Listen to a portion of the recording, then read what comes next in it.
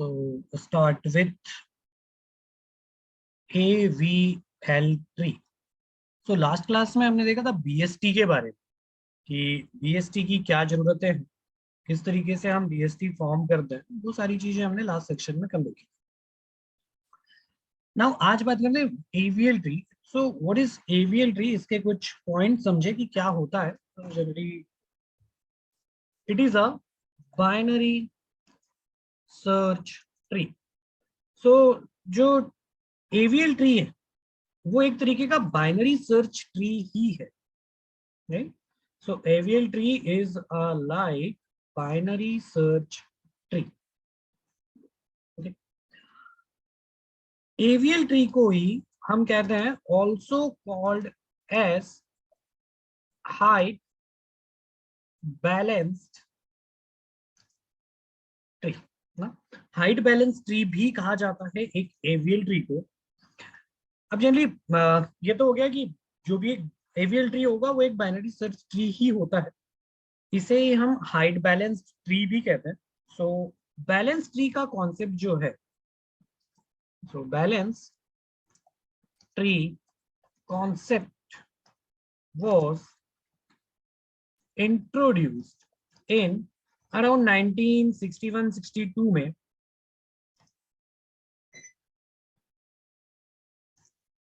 Conceptualise किया गया था। तो इसका कॉन्सेप्ट रखा था, 3 साइंटिस्ट थे, उन 3 साइंटिस्ट ने इसका कॉन्सेप्ट रखा था। सो कौन 3 साइंटिस्ट थे वो? एडल्सन,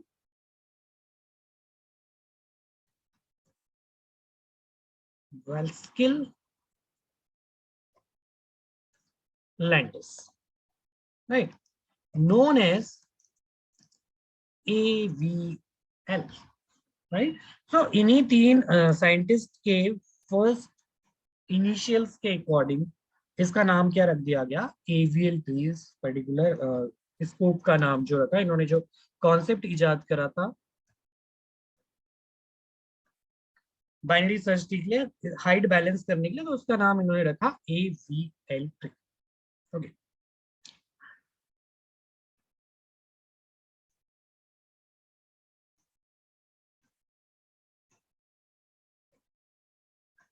सो अब इसकी जरूरत क्यों पड़ी? हम कुछ ऐसा समझते हैं, वी हैव सम, हम एक सिंपली BST की बात करते हैं। यदि हम एक BST की बात करें तो कुछ इस तरीके से BST है कि इसमें एक वैल्यू है 80, 70, 60,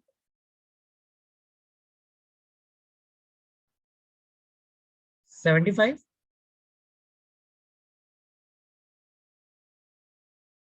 50, 65, 73, 78, राइट।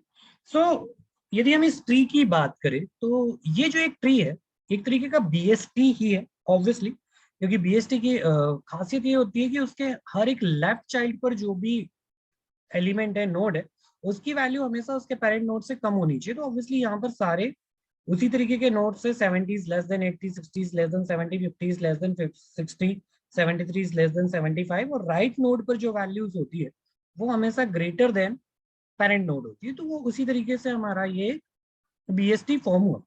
बट इस BST की खासियत यदि देखें तो ये क्या हुआ है ना, सिर्फ लेफ्ट सब ट्री पर ही डायरेक्ट हुआ है, लेफ्ट सब ट्री पर ही बढ़ा हुआ, राइट। अब एक और ट्री हम यदि कुछ इस तरीके से देखें,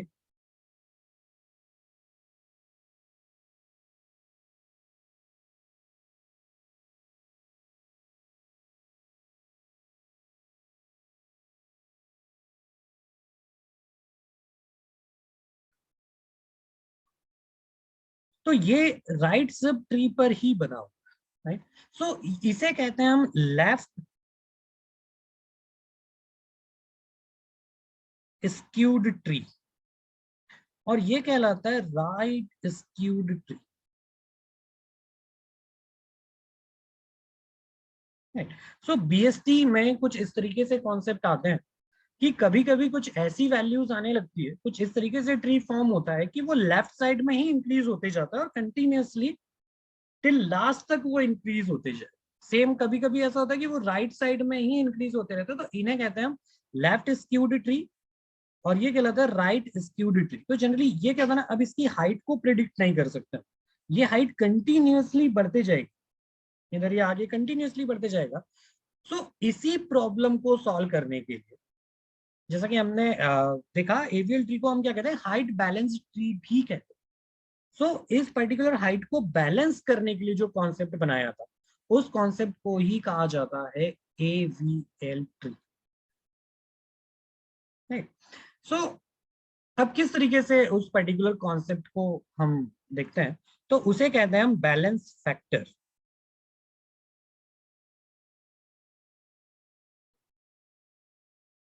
right. So balance factor is height of left sub tree minus height of right sub tree. So जो भी बैलेंस फैक्टर मिलता है, लेफ्ट सब ट्री की हाइट को राइट सब ट्री की हाइट से माइनस करने के बाद जो भी एक फैक्टर आता है उसे कहते हैं बैलेंस फैक्टर। अब एवी किसी भी बाइनरी सर्च ट्री को एवीएल ट्री होने के लिए जो बैलेंस फैक्टर की वैल्यू है, वो जो होनी चाहिए वो होती है इधर 0 +1 और -1। right? So there are only three values of balance factor to BST will be a AVL tree.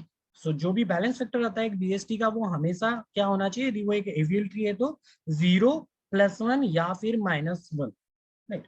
अगर यहाँ पर कभी भी बैलेंस फैक्टर एक एवीएल ट्री के अंदर 0 +1 या -1 नहीं आता है, तो हम स्वैपिंग परफॉर्म करते हैं, और स्वैपिंग के थ्रू फिर उसे क्या करते हैं, एक एवीएल ट्री में कन्वर्ट करते हैं।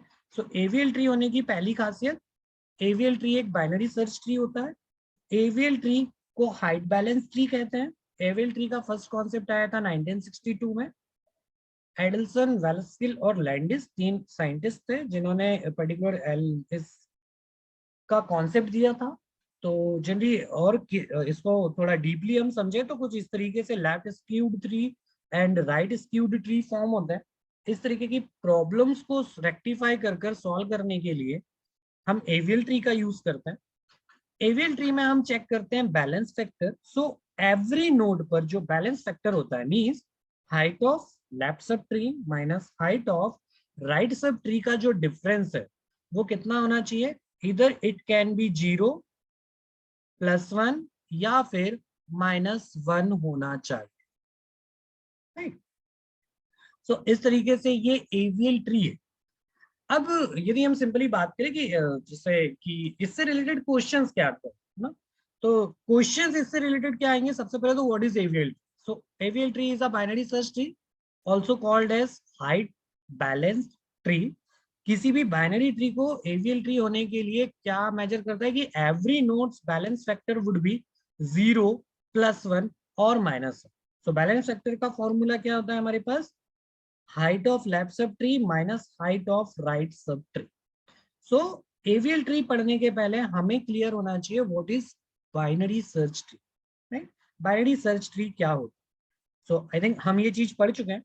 अब बात करते हैं कि यदि हमने एक एवियल ट्री पढ़ा, तो एवियल ट्री के लिए बैलेंस फैक्टर क्या होना चाहिए, हमने ये चीजें देखी। अब हम सिंपली एक ट्री फॉर्म करते हैं।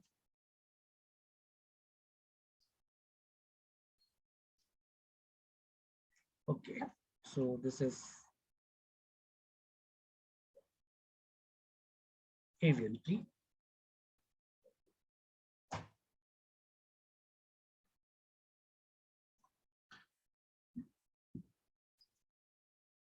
सो हमारे पास कुछ एक ट्री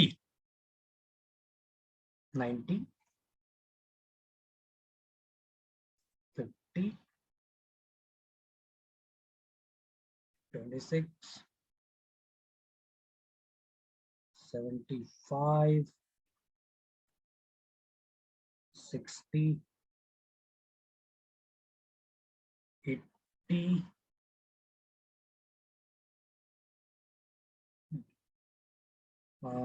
इधर पर ले लेते हैं 160,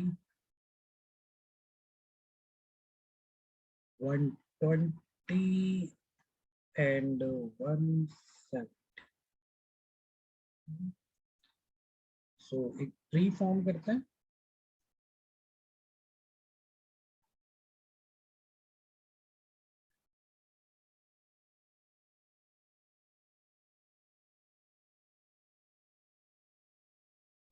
सो ये एक बाइनरी सर्च ट्री है ना. सो फर्स्ट ऑफ ऑल यदि हम देखें तो it is a binary search tree. Binary search tree है. Every nodes left child value जो है वो लेसर है और जो राइट चाइल्ड्स वैल्यू है वो हायर है from there parent node. So her node पर हम चेक कर लेते हैं तो वो सारी चीजें हमें मिल रही. हम बात करते हैं बैलेंस फैक्टर की.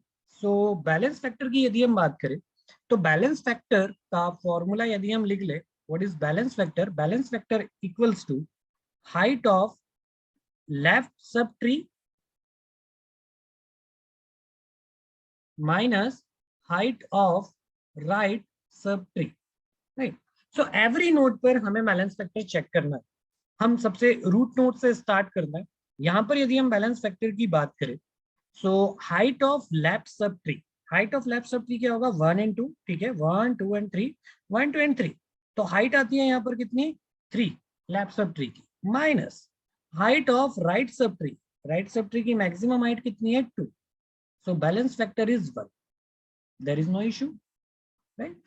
चलिए अब इधर चलते हैं. बैलेंस फैक्टर ऑफ अब पर्टिकुलर 50 नोड के लिए हम चेक कर रहे हैं बैलेंस फैक्टर.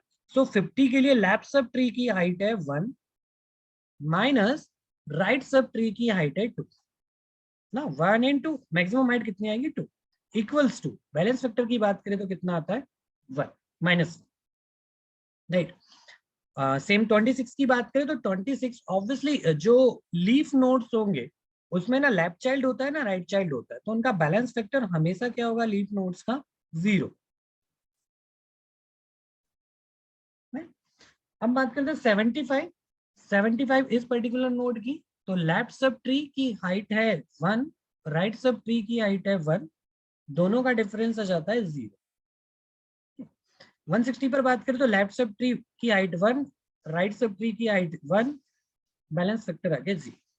अब चेक करते हैं इस पर्टिकुलर नोड पर बैलेंस फैक्टर की बात करें तो ये +1 0 एंड -1 है, तो ये भी ट्रू है, ये भी ट्रू है, ये भी ट्रू है, ये भी ट्रू है, ये भी ट्रू है, ये भी ट्रू है, ये भी ट्रू है, ये भी ट्रू है और ये भी ट्रू है. Means it is also a AVL tree. ये एक AVL ट्री भी है. Right. It is also a AVL tree. यहाँ पर एक चीज हम लिख सकते हैं कि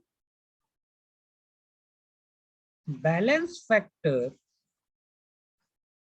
ऑफ लीफ नोड इज 0 है ना. लीफ नोड का बैलेंस फैक्टर हमेशा क्या होगा? 0 होगा. ओके. सो इस तरीके से किसी भी बाइनरी सर्च ट्री या किसी भी बाइनरी सर्च ट्री के साथ हम ये चेक कर सकते हैं क्या वो एक AVL ट्री है या नहीं. राइट. तो हमने ये चीज देखी कि पर्टिकुलर एक binary search tree AVL tree होने के लिए किस तरीके से अपनी रिक्वायरमेंट सेटिस्फाई करता है. ओके. अब सिंपल बात करते हैं insertion in an AVL tree. किसी एक AVL ट्री में इंसर्शन कैसे परफॉर्म करें. राइट. सो हम एक सिंपल AVL BST बना लेते हैं. सिंपल एक बाइनरी सर्च ट्री बनाते हैं. 86 90 1 1 10 देन 60 और इधर ले लेते हैं 70. 70 नहीं आएगा, यहाँ पर आएगा greater than 86. So 90 1 1 10 86 and 87. So it is a binary tree, obviously एक बाइनरी बीएसटी है, बाइनरी सर्च ट्री है। ये क्या एक एवीएल ट्री है वो चेक कर लेते हैं। तो लीफ नोड पर जो बैलेंस फैक्टर होगा वो हमेशा क्या होगा, 0 होगा, ठीक है।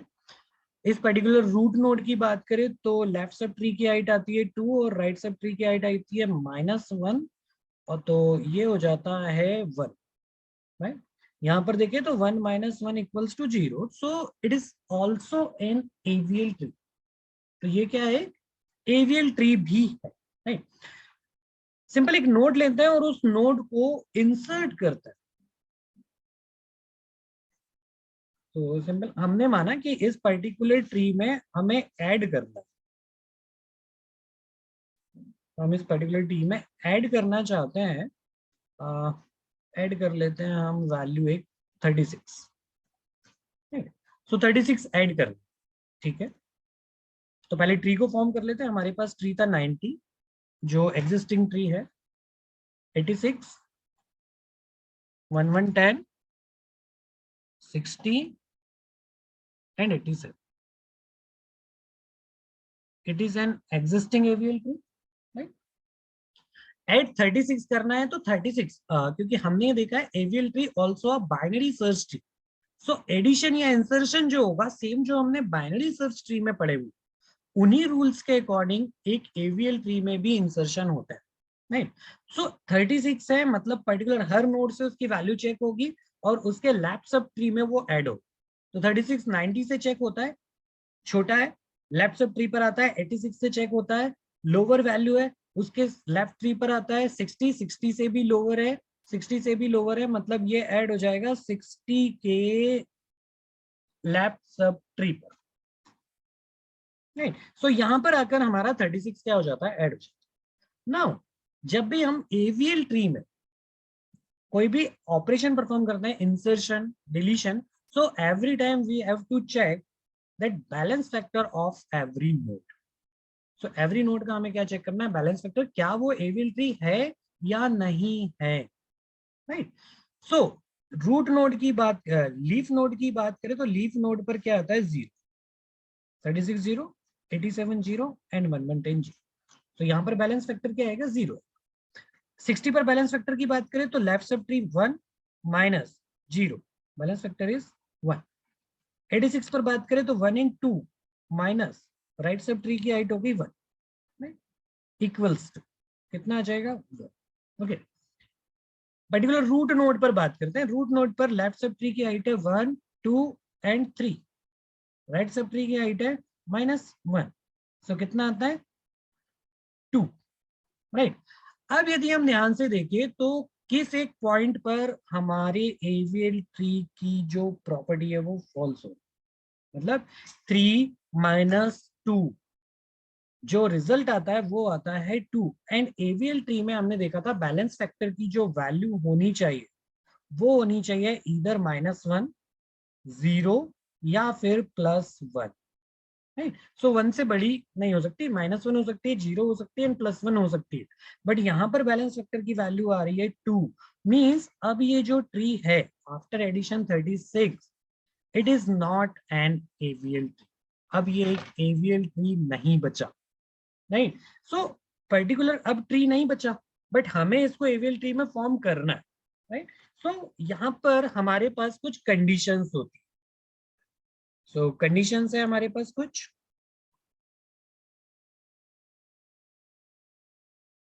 कंडीशंस होती है। First condition left left condition,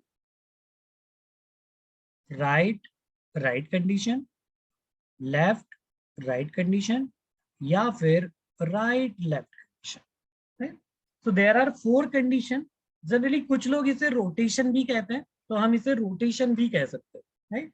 तो कंडीशन हम क्यों कह रहे हैं इसको, कंडीशन का मतलब है कि किसी एक एवीएल ट्री का बैलेंस फैक्टर किस कंडीशन में बिगड़ा ना, क्योंकि ये एक एवीएल ट्री था पहले, लेकिन अब इस एवीएल ट्री का जो बैलेंस फैक्टर है वो बिगड़ गया, अब ये एक एवीएल ट्री नहीं बचा।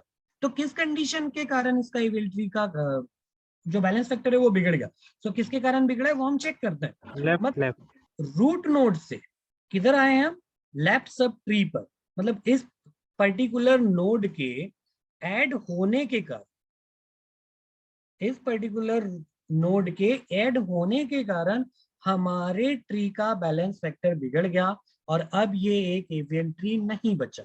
तो ये नोड एक्चुअल में है कहां पर? ये नोड है इस ट्री के लेफ्ट सब ट्री के लेफ्ट चाइल्ड पर ना, लेफ्ट चाइल्ड ही है, तो उसे हम कहते हैं लेफ्ट सब ट्री का लेफ्ट चाइल्ड कंडीशन। राइट, अगर बैलेंस फैक्टर हमारे लेफ्ट सब ट्री के राइट में हो सकता था, हमें ऐड करना था 65, तो 65 यहां पर ऐड होता। राइट, अगर हम 65 ऐड कर रहे होते तो 65 यहां पर ऐड होता। सो हम कह सकते हैं कि चलो अब इसको थोड़ा सा चेंज कर देते हैं। हमने कहा हम ऐड कर रहे हैं 65। सो अगर 65 ऐड कर रहे हैं वो यहाँ ऐड होता, तो क्या होता है, लेफ्ट चाइल्ड में 1 2 3 -1, तो ऑब्वियसली यहाँ पर ही बैलेंस फैक्टर बिगड़ रहा है। लेकिन किसके कारण बिगड़ रहा है? इस पर्टिकुलर नोड के कारण। तो ये क्या है particular node? Left sub tree का राइट चाइल्ड के कारण बिगड़ रहा है। सो लेफ्ट सब ट्री का राइट चाइल्ड कंडीशन अराइज होती है। फिर सेम इस तरीके से होता कि राइट सब ट्री के राइट चाइल्ड में कोई नोड ऐड हो रहा होता, उस कंडीशन के कारण हमारे एवियन ट्री का बैलेंस फैक्टर बिगड़ता, या फिर राइट सब ट्री के लेफ्ट चाइल्ड पर कोई एलिमेंट ऐड हो रहा होता या रिमूव हो रहा होता, उसके कारण हमारे बैलेंस फैक्टर में बदलाव आ रहे होते। तो ये कहलाती है कंडीशन। इन्हीं को हम कह सकते हैं रोटेशन। तो हम जनरली क्या कहते हैं? एल रोटेशन कहते हैं, आर रोटेशन कहते हैं, LR रोटेशन कहते हैं। सो ये रोटेशन भी है, इन्हें हम रोटेशन भी कह सकते हैं, बट रोटेशन अलग तरीके से परफॉर्म होता है, कंडीशन के बेसिस पर रोटेशन चेंज होता है। सो हमें चेक करनी है कि कौन सी कंडीशन अराइज हुई है, उस कंडीशन के अकॉर्डिंग हम परफॉर्म करते हैं रोटेशन। सो LL रोटेशन में जो LL कंडीशन में जो रोटेशन परफॉर्म होता है, यदि LL कंडीशन अराइज हुई है, मतलब लेफ्ट सब ट्री के लेफ्ट चाइल्ड में कोई एलिमेंट ऐड किया आपने, उसके कारण बैलेंस फैक्टर बिगड़ा, तो LL कंडीशन होगी। तो उसमें जो रोटेशन होता है वो रोटेशन होता है RR रोटेशन, मतलब हम राइट डायरेक्शन में मूव करते हैं। अगर RR कंडीशन अराइज होती है तो वहां पर हम करते हैं LL रोटेशन। LR कंडीशन होती है तो हम वहां पर सबसे पहले राइट डायरेक्शन में मूव करते हैं, रोटेट करते हैं, देन फिर लेफ्ट डायरेक्शन। तो कुछ इस तरीके से समझते हैं इसे कि जो LL रोटेशन और RR रोटेशन अराइज होती है, कंडीशन अराइज होती है, और जो रोटेशन परफॉर्म करते हैं, यहाँ पर हमारे पास सिंगल रोटेशन, सिर्फ एक रोटेशन में हम पर्टिकुलर ट्री को एविल ट्री में कन्वर्ट कर देते। बट जब LR या RL रोटेशन कंडीशन अराइज होती है, तब हमें डबल रोटेशन की जरूरत होती है, तब हमें डबल रोटेशन परफॉर्म करने पड़ते हैं। राइट, सो इस तरीके से ये LL रोटेशन। सो इसी ट्री को हम देखेंगे, ये जो ट्री अभी एवियल ट्री जिसने कुछ तो गड़बड़ करी है यहाँ पर। सो यहाँ पर अभी हम लेते हैं सिंपली 36 ही लेते हैं, सिंगल रोटेशन परफॉर्म करते हैं पहले, देन उसके बाद हम समझेंगे कि मल्टीपल रोटेशन किस तरीके से परफॉर्म होंगे। तो ऐड 36 करते हैं।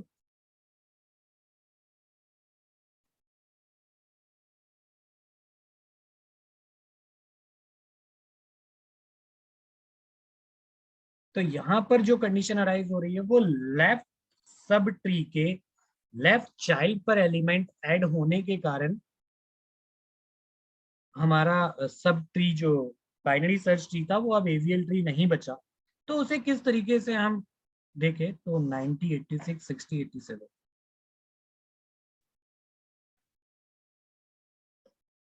तो एक ट्री है हमारे पास 90 86 60 87 और ये रहा 36 और यहाँ पर 110। तो ये एक ट्री था जिसका बैलेंस फैक्टर बिगड़ा हुआ है और हमें इसे कन्वर्ट करना है केवियल tree. So balance factor calculate कर लेते हैं क्या क्या है। लीफ नोड के ऑब्वियसली 0 होंगे, इसका होगा 1 -0 1 2 -1 1 3 माइनस 1 2। सो बैलेंस फैक्टर हमारा बिगड़ रहा है यहाँ पर इस पर्टिकुलर नोड पर, है ना। और कंडीशन जो अराइज हो रही है, कंडीशन अराइज हो रही है L L condition, L condition है, मतलब लेफ्ट सब ट्री के लेफ्ट चाइल्ड पर कोई एलिमेंट ऐड हो रहा है, उसके कारण इसका बैलेंस फैक्टर भी। सो इसमें डायरेक्शन जो हम इसमें परफॉर्म करते हैं स्वैपिंग, या फिर हम उसे कहते हैं रोटेशन। हम स्वैपिंग नहीं करते, हम करते हैं रोटेशन। सो एल कंडीशन जब होती है तो हम जनरली उसके अपोजिट डायरेक्शन में उसे रोटेट करते हैं। तो हम रोटेट करेंगे इसे राइट डायरेक्शन में। अब लेकिन रोटेट करेंगे कहां से ना, तो जिस पर्टिकुलर नोड पर बैलेंस फैक्टर अचीव नहीं होता है, जस्ट उसको पकड़ के हम घुमा देते हैं राइट डायरेक्शन में एक बार। सिंगल रोटेशन है तो एक बार। सो 90 को पकड़ के राइट डायरेक्शन में हम एक बार घुमाएंगे तो क्या होगा, 86 हमारा रूट नोड बन जाए। यदि हमने कहा 90 को एक बार इधर घुमाएंगे तो 86 क्या बन जाएगा, रूट नोड बन जाए। 86 के बाद क्या था, 60, 60 के बाद क्या था, 36, राइट। अब 86 के, अब एक बार जैसे ही आपने घुमाया तो 90 कहाँ जाएगा, 86 के राइट में, और 90 के राइट में था 110। यहां पर बचता है अब 87। अब 87 किधर जाएगा, राइट। 87 की यदि बात करें, so 87 is higher than 86। So obviously किधर जाएगा, इस ट्री के राइट में। 90 से चेक होगा, 90 से वो लोअर है तो वो 90 के लेफ्ट सब चाइल्ड में ऐड हो जाए। सो अब यदि बैलेंस फैक्टर हम चेक करते हैं इस पर्टिकुलर ट्री का, so 36 leaf node, 86 leaf node, 110 leaf node. यहां पर आता है 1 minus 0 1, 2 and 2, so 2 minus 2 0, left sub child 1 minus 1 0। So अब चेक करें तो it is an AVL tree. So इस तरीके से हम लेफ्ट कंडीशन अराइज होने पर रोटेशन परफॉर्म करते हैं, तो हमेशा जो कंडीशन अराइज हुई है उसके अपोजिट डायरेक्शन में उस पर्टिकुलर नोड से, जिस नोड पर बैलेंस फैक्टर अचीव नहीं होता है, उस नोड से हम क्या करते हैं, रोटेट करते हैं। तो एलएल या आरआर कंडीशन में सिंगल रोटेशन हो, सिंगल रोटेशन के थ्रू हम उसे परफॉर्म करते हैं, right. So this is LL condition. And LL condition में हम क्या रोटेट करते हैं वो चीजें हमने देखी। So this is now AVL tree. AVL tree का बेसिक कॉन्सेप्ट जो था वो चीजें कुछ इस तरीके से परफॉर्म होती है एवीएल ट्री के अंदर, राइट। सेम हमने एवीएल ट्री के बारे में समझा, व्हाट इज एवीएल ट्री, किस तरीके से क्रिएट होता है। तो so AVL tree same similar to BST, binary search tree की तरह ही होता है, बस उसमें हमें चेक करना होता है कि व्हाट इज बैलेंस फैक्टर किस तरीके से पर्टिकुलर हर नोड पर। Sir VS